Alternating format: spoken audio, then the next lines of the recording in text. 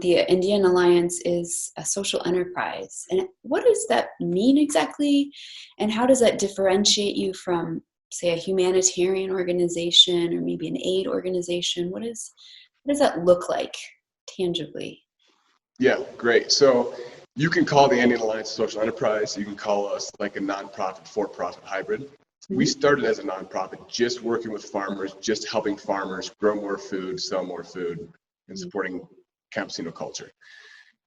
We decided that we needed a social enterprise component probably about like 8 years ago. And what that means is that we have a revenue generating component of our organization. It's like a business. And what we do is we provide experiential education opportunities to universities, to education providers, mainly in the US or in Europe. And we charge those institutions to provide kind of transformational experiences for their students here in Peru. The money we earn from that supports the organization. It also goes into the projects.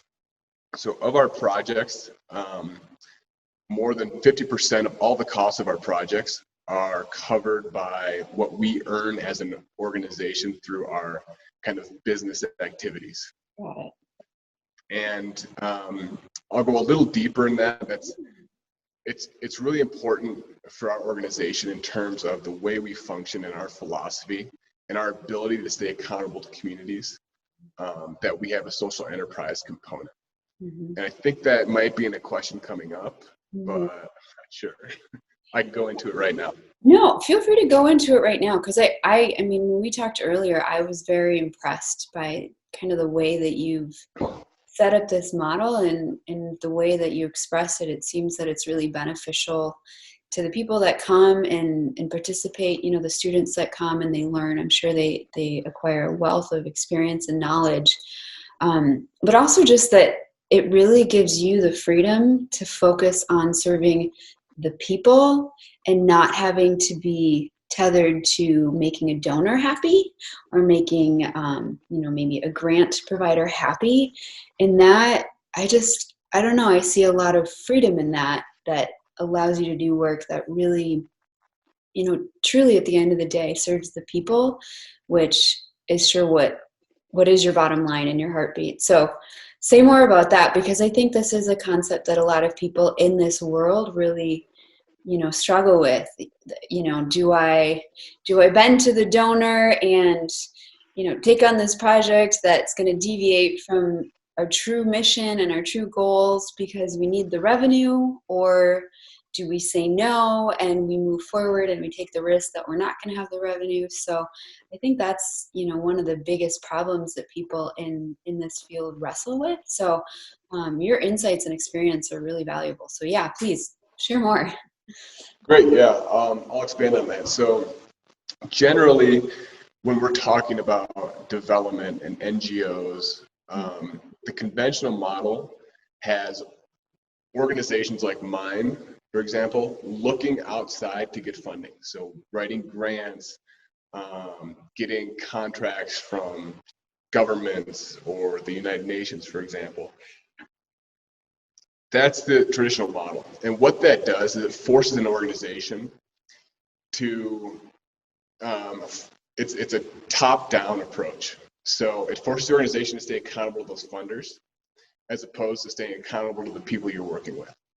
So sometimes when we work a little bit with grants, right? It's usually not very much. Usually it's about 20% of our revenue comes from grants. And what we have to do is make sure that what we're doing is meeting the criteria of the people that are giving us that money. And usually the people that are giving us that money come from wealthy countries, right? It's a foundation of the United States, or it's a organization funded by the United Nations in Italy. They don't understand the reality here. They don't understand that the philosophy of life is so much different, that the pace of life is so much different, that it's better for us to focus on communities driving these projects as opposed to us. So we would constantly have to be accountable to those funders as opposed to being accountable to those that we're actually trying to serve. Having a social revenue model, a social enterprise model, we're making our own money. So we make the decisions on how to use that money.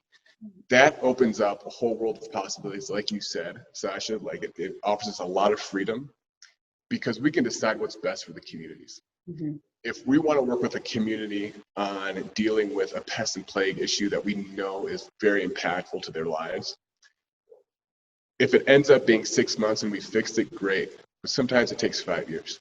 And that's okay. We can make commitments to these communities without having to say, okay, we have funding for 1 year, and if it doesn't work in 1 year, it's just got to work. And so it allows us a much more patient approach to the communities. It's a much more trusting approach. We're able to build a lot of trust in communities.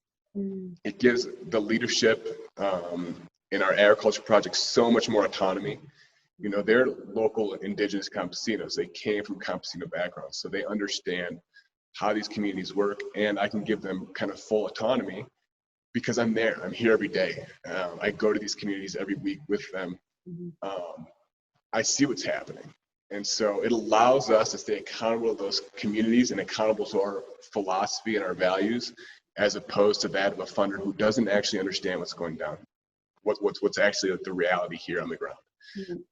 And that's a big issue in development in general. And you touched on that too, that I'm sure it's a huge frustration for a lot of NGOs because they want to serve their communities, but they can't because they first have to serve their funders. Yeah. Yeah. So in essence, it's like you flipped it.